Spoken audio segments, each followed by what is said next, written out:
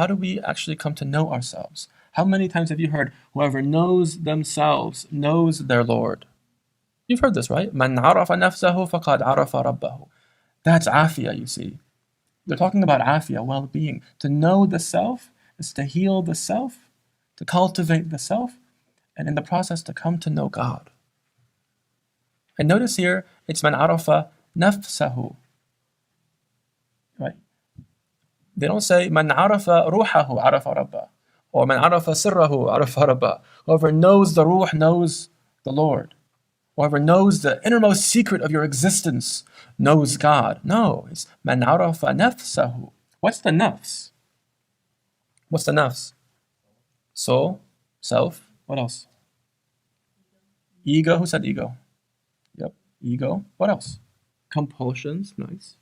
Obsessions, addictions, wounds.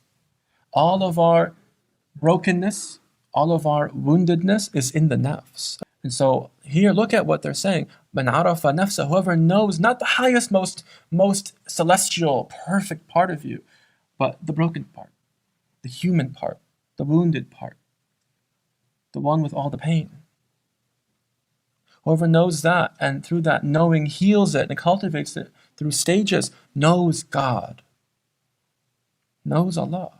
See, that's what we're saying. And so in that process, you develop a right relationship with Allah, through a right relationship with the self.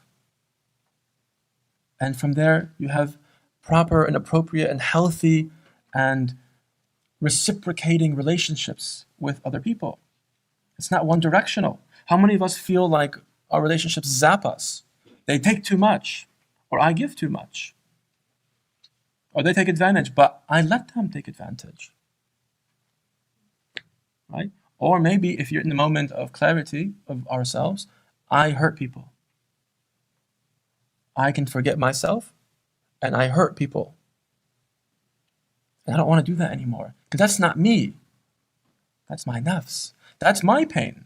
Save your brother, oppressor or oppressed. Ya Rasulullah, we get the oppressed part. Why the oppressor? It's to stop them from oppressing others and themselves effectively. Because who's ruined more than the person who hurts other people and hurts themselves? Right relationship with creation and with community. We want to talk about community. I know this is a beautiful community, and community is important here, and it's important everywhere.